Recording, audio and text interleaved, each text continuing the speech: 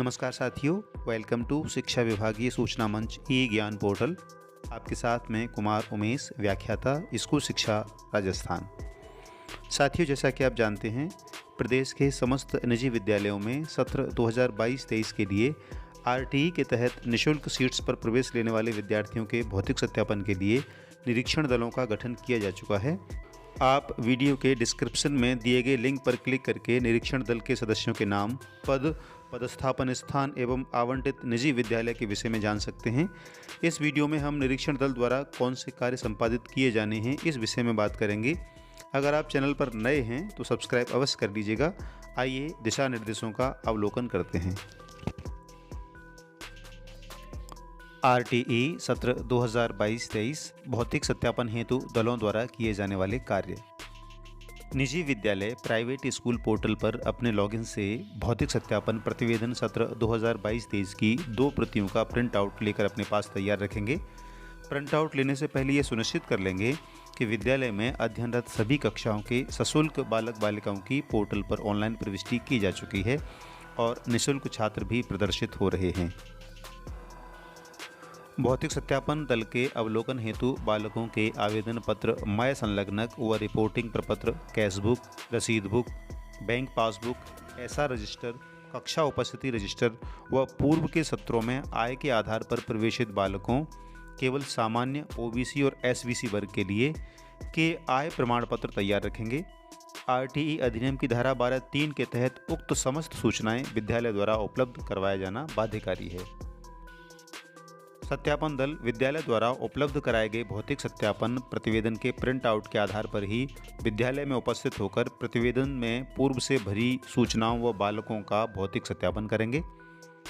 भौतिक सत्यापन प्रतिवेदन में प्रविष्ट विद्यालय की स्थिति, कक्षा स्तर, किस कक्षा तक विद्यालय का स्तर है, मान्यता, एंट्री कक्षा व आय पॉलिसी की ध्यानपूर्वक जांच करने के बाद ही इनको सत्यापित करें।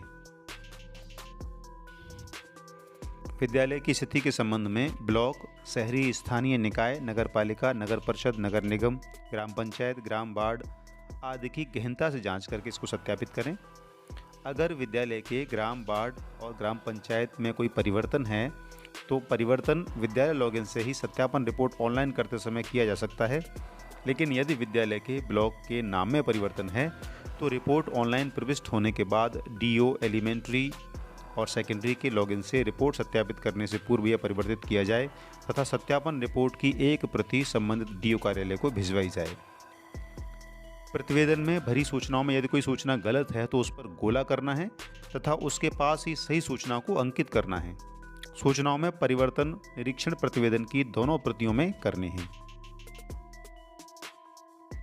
इस प्रपत्र में पूर्व में भरे गए डाटा में बदलाव से विद्यालय सहमत है। इसमें किसी भी प्रकार के परिवर्तन की स्थिति में इस सत्र में प्रवेशित बालकों का पोर्टल पर यथानुसार परिवर्तन हो जाएगा, जिसके लिए विद्यालय स्वयं जिम्मेदार होगा तथा उसे ज्ञात है कि इसमें दोबारा से बदलाव संभव नहीं है। ये बिंदु महत्वपूर्ण है।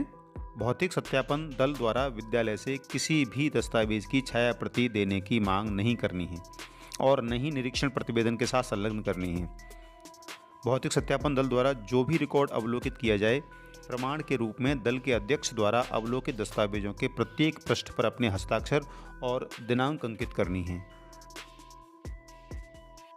सत्यापन प्रक्रिया के पूर्ण होने पर सत्यापन दल के अध्यक्ष द्वारा निरीक्षण रिपोर्ट की एक प्रति निरीक्षण के दिन ही संबंधित संस्था प्रधान प्रभारी को प्राप्ति के हस्ताक्षर प्राप्त करके उपलब्ध करवाई जाएगी तथा दूसरी प्रति संबंधित डीओ एलिमेंट्री या सेकेंडरी को जमा करवाई जाएगी।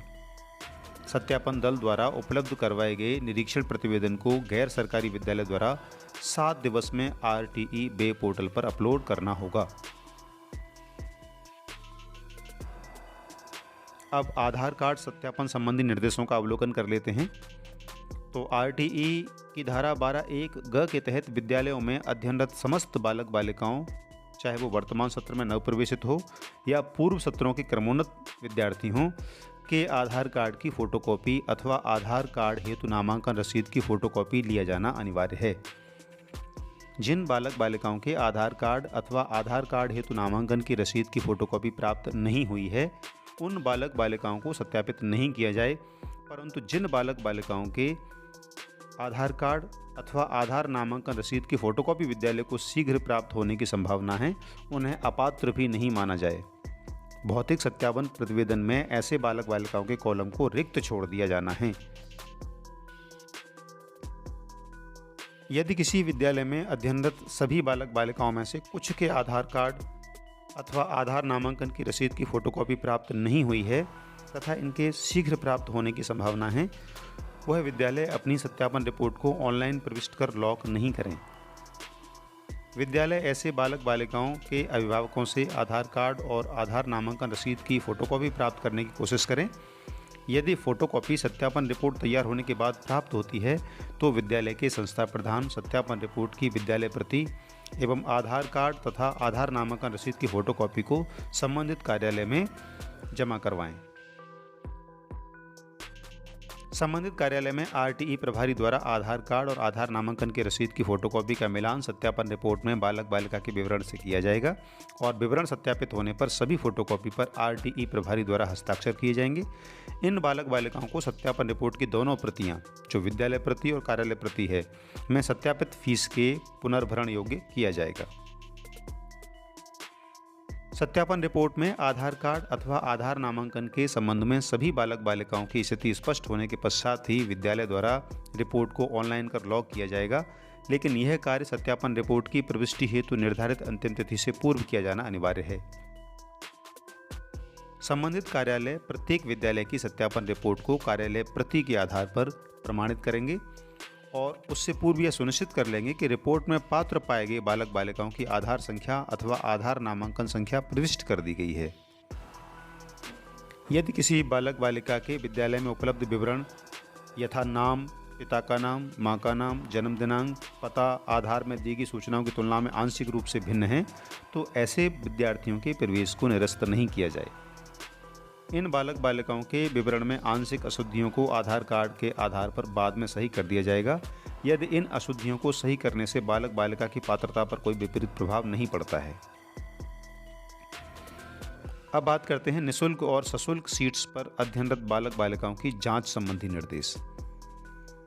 निःशुल्क प्रवेश संबंधी समस्त रिकॉर्ड का अवलोकन कर निःशुल्क शिक्षा हेतु प्रवेशित बालक की पात्रता की जांच की जाए और पात्रता के आधार पर पुनर्भरण योग्य पाए गए बालकों को सत्यापित किया जाए। जो बालक प्रवेश हेतु अपात्र पाए जावें अर्थात पुनर्भरण योग्य नहीं पाए जावें, उनके अयोग्य होने के कारणों के कोड अंकित करने हैं, उसमें कोड दिए हुए होंगे, वो कोड सेलेक्ट करने हैं। सत्यापन दल 25% निःशुल्क और शेष 75% सशुल्क सीट्स पर अध्ययनरत बालकों की नियमित उपस्थिति की भी जांच करेंगे।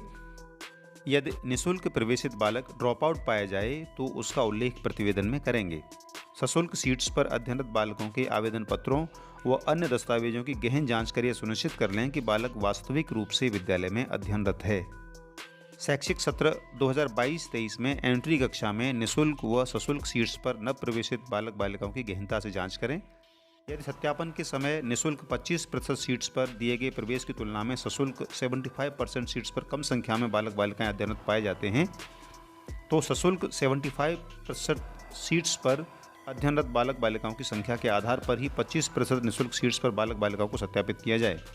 निःशुल्क सीट्स पर 25% से अधिक संख्या में प्रवेशित बालक बालिकाओं में से वरीयता सूची में से नीचे से बालक बालिकाओं के प्रवेश को निरस्त किया जाएगा। यह व्यवस्था केवल वर्तमान सत्र में नव प्रवेशित विद्यार्थियों के लिए लागू होगी। यह भी सुनिश्चित कर लें कि प्रवेशित बालक बालिका प्रवेश के बाद लगातार विद्यालय आ रहे हैं और इनका किसी दूसरे विद्यालय में प्रवेश नहीं हुआ है। आय के आधार पर प्रवेशित बालक बालिकाओं के प्रतिवर्ष नए आय प्रमाण पत्र लिए जाने हैं। अतः पूर्व सत्रों में प्रवेशित आरटीई विद्यार्थियों के आय प्रमाण पत्रों की जांच सत्र 2022-23 हेतु की जानी है। अब विद्यालय की फीस की जांच संबंधी निर्देशों का अवलोकन कर लेते हैं। तो सत्यापन दल विद्यालय के अभिलेखों की सावधानी पूर्वक से जांच करेंगे और विद्यालय द्वारा अन्य बालकों से ली जा रही फीस का सत्यापन करेंगे। फीस के सत्यापन के लिए विद्यालय के अभिलेखों, रसीद book, cash book, bank passbook, fees संधारण रजिस्टर, वाउचर पंजिका का निरीक्षण करेंगे। यदि आवश्यक हो तो बालकों एवं अभिभावकों से बात कर फीस की पुष्टि अवश्य करें। फीस के समस्त रिक्त कॉलमों में फीस की प्रविष्टि करनी है। विद्यालय को ये ज्ञात होना चाहिए कि वर्तमान शैक्षिक सत्र की वार्षिक फीस की राशि अंकित नहीं करने पर इस सत्र की प्रथम एवं द्वितीय किस्त की पुनर्भरण राशि का भुगतान किया जाना संभव नहीं होगा। परंतु निःशुल्क शिक्षा हेतु प्रवेशित और सत्यापित बालकों को अपने स्तर पर निःशुल्क शिक्षा प्रदान करने हेतु बाध्य होगा। सत्यापन दल द्वारा निर्देशों के विपरीत गलत तरीके से अथवा अभिलेखों का अवलोकन किए बिना ही फीस का आकलन कर राशि अंकित करने और पुनर्भरण की अनुशंसा करने पर या गलत या अनियमित भुगतान होने की स्थिति में सत्यापन दल का उत्तरदायित्व निर्धारित होगा तथा उनके विरुद्ध नियमानुसार अनुशासनात्मक कार्रवाई अमल में लाई जाएगी। सत्यापन दल द्वारा नवप्रवेशित बालकों के आवेदन पत्रों की जांच। यह जांच बालक के दुर्बल वर्ग या असुविधाग्रस्त समूह से संबंधित होने, प्रवेश हेतु निर्धारित कैचमेंट एरिया के निवासी होने तथा प्रवेश के लिए कक्षा अनुरूप आयु संबंधी पात्रता पूरी करने पर के आधार पर की जाएगी तथा इनसे संबंधित प्रमाण पत्रों की भी जांच की जाएगी कि प्रमाण पत्र निर्धारित तिथि तक और सक्षम अधिकारी के द्वारा जारी किए गए हैं अथवा नहीं। यह जांच कार्य सत्र 2022-23 के लिए तत्कालीन समय के अनुरूप की जाएगी। दल द्वारा जिन अभिलेखों का अवलोकन किया जाए उन पर लघु हस्ताक्षर भी करने हैं। सत्यापन प्रतिवेदन 2 प्रतियों में तैयार कर सत्यापन दिवस को ही एक प्रति विद्यालय को तथा दूसरी प्रति संबंधित कार्यालय को उपलब्ध करवा दी जाए। सत्यापन रिपोर्ट के प्रत्येक पृष्ठ पर सत्यापन दल सदस्यों के हस्ताक्षर अनिवार्य हैं।